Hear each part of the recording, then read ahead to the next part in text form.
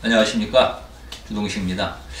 오늘은 이제 하노이 회담, 지난번에도 한번 말씀드렸습니다. 결과적으로 약간 틀린 이야기를 한 것 같은데, 하노이 회담 이제 이걸 결과를 놓고 좌파에서는 굉장히 이제 분노하고 이제 트럼프를 욕하고 그런 분위기고, 우파에서는 이제 환호하는 그런 분위기거든요. 이제 우파가 그런데 아직 환호하기는 좀 이른 거 아닌가, 그런 관점에서 좀 말씀을 드려볼까 합니다. 사실 이번에 저도 트럼프가 김정은하고 합의해가지고 도장 꽉 찍어주는 거 아닌가, 그런 걱정을 했습니다. 일단 그런 사태를 막은 건 자유스러운 일입니다. 잘 된 거라고 보는데, 역시 외교 사안이라는 게 단기적인 분위기만 보고 좀 판단하는 건 피해야 되겠다. 이게 결국 장기적으로, 그러니까 미국과 그리고 김씨조선 이쪽에 어떤 이해관계를 바탕으로 분석해야 되는 거 아닌가, 그런 생각을 했습니다. 미국이 그냥 완전한 비핵화도 하지도 않고 그냥 도장을 찍어준다는 건 미국 입장에서 너무 큰 손해일 수밖에 없거든요. 이렇게 일방적인 외교 무대에서 일방적인 승리나 패배는 현실적으로 존재하기 어렵다. 좀 그렇게 봐야 될 것 같습니다. 이제 지나치게 공포에 사로잡혔던 것이 아닌가, 그런 이제 좀 반성도 해봅니다. 사실 트럼프 욕도 많이 했었죠. 개새끼다, 정신병자다, 그냥 장사꾼이다, 그런 식으로 이야기를 많이 했는데, 너무 그런 선입견에 사로잡혀서 봤던 거 아닌가, 그런 생각을 좀 반성도 해봅니다. 무엇보다도 이 트럼프가 굉장히 튀는 스타일이고, 또 독단적인 결정도 많이 내리는데, 그렇다 해도 미국이란 나라가 대통령 한 사람의 뜻을 가지고 모든 걸 결정하거나 그럴 수는 없는 나라거든요. 그렇게 트럼프의 독자적인 결정, 단독 행동, 그런 걸 제어하는 미국의 시스템이 분명 살아있다는 것도 좀 확인을 한 것 같습니다. 다만 우파들이 다 이루었다, 승리했다, 이렇게 환호하기는 아직 이르다는 걸 좀 말씀드리고 싶습니다. 이번에 문재인이나 좌파가 완전히 승리했다, 그리고 환호하는 것을 막았을 뿐이지, 그것도 일시적으로만 지금 막은 건 아닌가. 아직까지도 지금 가야 할 길이 꽤 멀다는 생각이 듭니다.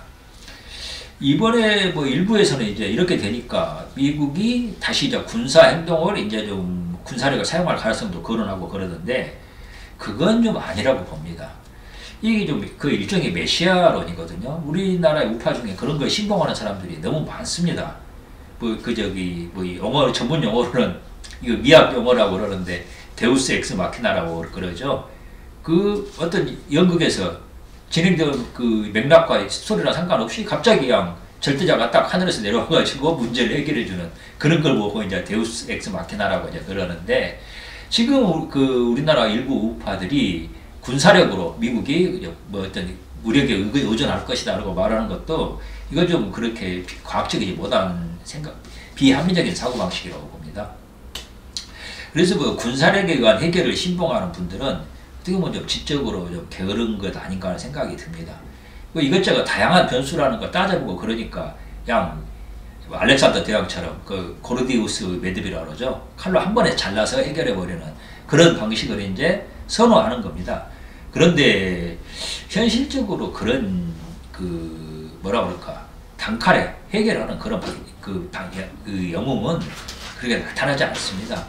그런 영웅은 어쩌다가 진짜 몇천 년만 한번 나타나니까 기록이 되고 이게 기억이 되는 것이지, 그런 사람이 매번 나타나는 것도 아니고 또 매번 그런 해결책이 맞는 것도 아니거든요. 분명한 거 우리가 인정해야 될 것은, 지난번에 한번 말씀드렸습니다만은, 이번 북미 협상이라는 것은 양쪽 다 물리적 해결이 거의 불가능하다, 그런 어떤 그런 대목에서는 공통 인식이 있었기 때문에 협상을 시작했다는 겁니다. 그리고 서로가 주고받을 게 있고, 그게 양쪽 모두에게 이익이 된다는 전제를 상호 공유했기 때문에 이 협상을 진행하는 거라고 봐야 되거든요. 현재로서는 미북 협상과 종전선언, 평화협정, 그리고 제재 완화로 관한 일정이 일시적으로 유예되었을 뿐이지 완전 폐기된 것은 아닙니다. 물론 다양한 가능성이 남아 있습니다. 적어도 미국이 제재 압박을 강화하는 것은 좀 분명해 보입니다. 그리고 이 북한, 김씨조선이 좀 더 거기에 대해서 강경 자세로 나올 가능성도 좀 충분히 있다고 봅니다. 그런 점에서 우리나라 좀 어떻게 보면은 그 김정은이 좀 군사적인 모험을 할 가능성도 좀 있다는 그 검토를 해봐야 되고 그 경계를 해야 한다는 생각이 듭니다. 트럼프는 이제 지난해 이제 그 김수조선 김영철의 편지를 받고 방북을 취소했다가 그 한 달 뒤에 싱가포르 회담을 가졌습니다. 그리고 김정은과 엄청나게 뭐 친한 척으로 우호감을 과시하면서 그때 그 김정은에게 선물 보따리를 안겨줬죠. 비록 표면적으로는 사소한 트러블과 이견이 있어도 장기적으로는 미북 대화 모두가 지속될 수밖에 없다는 것을 좀 보여준다고 봅니다. 그것 외에는 다른 방법이 없기 때문입니다. 그리고 북핵이 사실상 제거가 불가능하다는 전제도 여전히 유효합니다. 역사상 자발적으로 핵을 제거한 사례는 남아프리카 공화국이죠. 유일합니다. 근데 이제 남아프리카 공화국은 경우가 달랐어요. 아주 특수한 경우라고 봐야 됐죠. 그리고 이제 리비아 카다피 사례가 있거든요. 그때 카다피 같은 경우에는 그 핵을 포기를 했는데 그러고 나서 어떻게 이제 결과적으로 그 서구 국가들에 의해서 미국이나 프랑스 이런 나라들에 의해서 제거가 됐거든요. 그걸 이제 김정은이 아주 잘 알고 있는 거죠. 그렇기 때문에 그 김정은이 핵을 포기할 리는 없습니다. 이번에도 이미 그 결과적으로 나오는 것이 자기네들의 완전한 그 비핵화를 한 번도 그 카드에 올린 적이 없었다. 그렇게 이야기를 했잖아요. 그렇기 때문에 북핵을 폐기한다는 건 현실적으로 불가능하다. 또 이제 폐기한다 해도 북의 핵 능력은 살아있기 때문에 단기간에 복구가 가능합니다. 그래서 이제 이야기가 나오는 게 그 북의 핵 관련 전문 인력들도 그게 다른 나라로 옮겨야 되는 거 아니라는 이야기까지도 나오고 있거든요. 이제 한번 그까지 가려면은 엄청나게 많은 과정을 거쳐야 되는 거죠. 또 이제 또 결정적인 문제가 남아 있습니다. 핵을 서로 없앤다 해도 북핵을 완전히 거의 검증한다는 게 굉장히 어려운 일이거든요. 그래서 김정은은 현실적으로 계속 핵 보유국 강성 대국으로 행세를 하면서 문재인을 통해 가지고 대한민국 그 위에 군림하면서 원하는 것을 빼내갈 수 있다는 겁니다. 이것을 이제 막을 수 있는 유일한 장치가 미국이 주도하는 이제 대북 제재인데, 이제 의심스러운 게 전 세계 국가들이 일치 단결해 가지고 철통 같은 공조 체제를 유지한다고 한다는 거. 그리고 중국마저도 거기에 이제 그 통제 방안에 묶어 가지고 몰래 김씨조선을 지원하지 못하게 막는다는 이런 전제 조건이 언제까지나 유효할 것인가. 좀 어떻게 그런 좀 우려가 생깁니다. 시간과의 싸움일 수도 있다는 거예요. 트럼프가 탄핵당하지 않고 계속 이제 미국에서는 그런 이제 가능성도 좀 거론입니다만은 계속 권력을 유지한다는 전제에서 좀 예상을 해보자 그러면은 트럼프는 다시 북핵 협상을 좀 시작할 것이라고 봅니다. 종전선언, 미국 수교, 그리고 그런 조치와 함께 제재 완화, 금강산 관광 재개하고 개성공단 재개하는 가능성도 여전히 남아 있습니다. 여기서 진짜 중요한 게 미국이 입장이 어떻든 가장 중요한 게 이제 대한민국이 이 문제를 대하는 태도이거든요. 사실은 이제 이 문제에서 답이 없기 때문에 트럼프나 미국 정부가 어떻게 입장을 가지고 의견을 가지느냐, 정책을 어떻게 해나가느냐, 여기에 지금 우리가 촉각을 건져 세울 수밖에 없는 것입니다. 지금 이번에 이 하노이 회담 끝나고 나서 지금 문재인이 하는 이야기를 가만히 보면은 일부에서는 이제 그런 우려까지도 제기를 하고 있죠.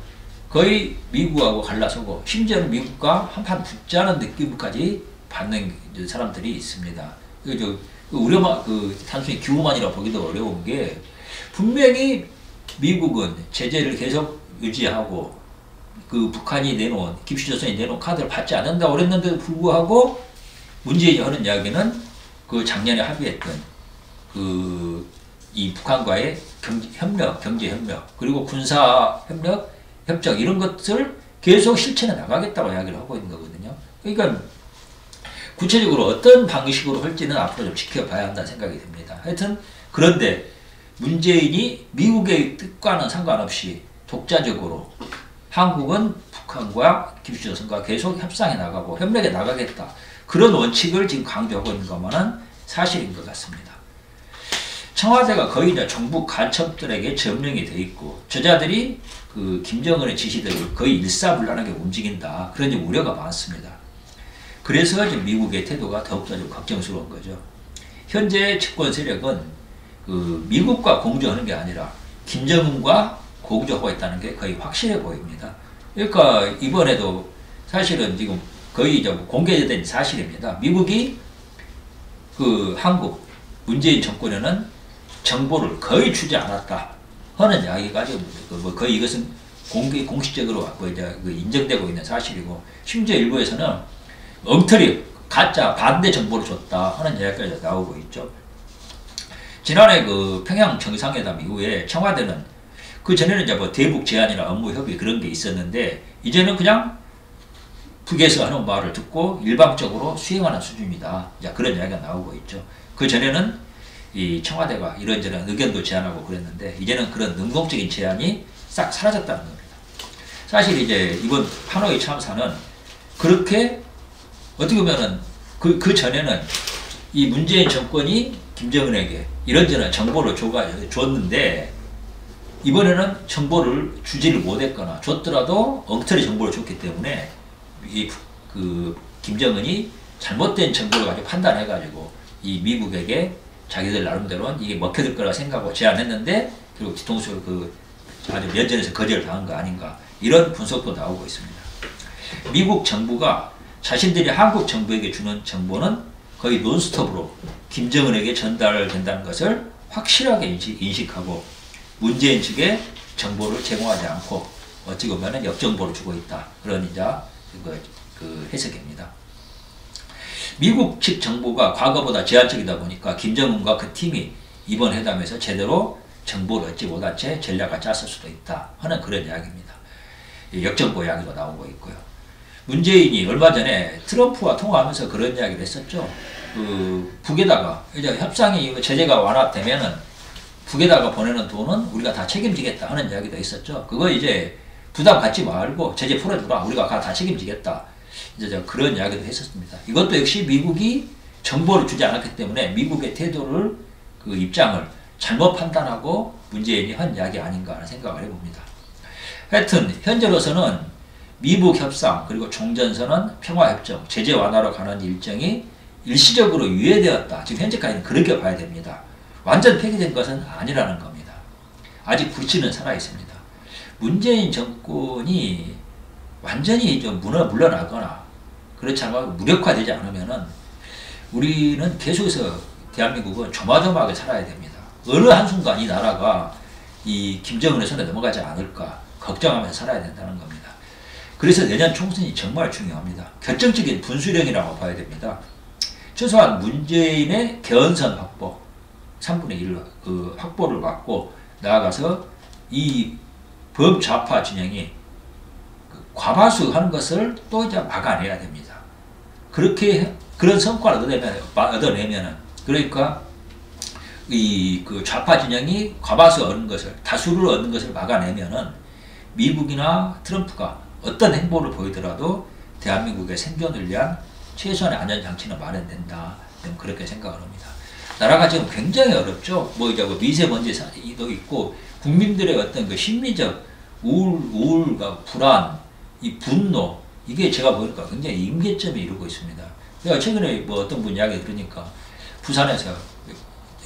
부산도 지난번에는 거의 총선, 지방선거나 이런 쪽에서 문재인을 지지해주고 대통령 선거에서도 그랬는데, 그 부산의 어떤 병원에서 어떤 60대가 그냥 사람들 다 듣는 데서 공개적으로 문재인 개새끼 막 욕을 하고 엄청 떠들었나 봐요. 그런데도 사람들이 아무 말도 없고 그냥 듣더라는 겁니다. 그 이야기를 전해주신 분이 그러더라고요. 이제 지금 그 상태인데, 아슬아슬한 임계점인데, 만일 그렇게 말하는 사람이, 공개적으로 이렇게 떠드는 사람이 이렇게 떠들었을 때 사람들이 박수를 치기 시작하면은 이 정권은 끝나는 거라고 그렇게 전망을 하시더라고요. 저는 그 말이 맞다고 봅니다. 그리고 이 문재인 정권에 대해서 그렇게 공개적으로 분노를 표출하는 분들이 점점 늘어날 거라고 봅니다.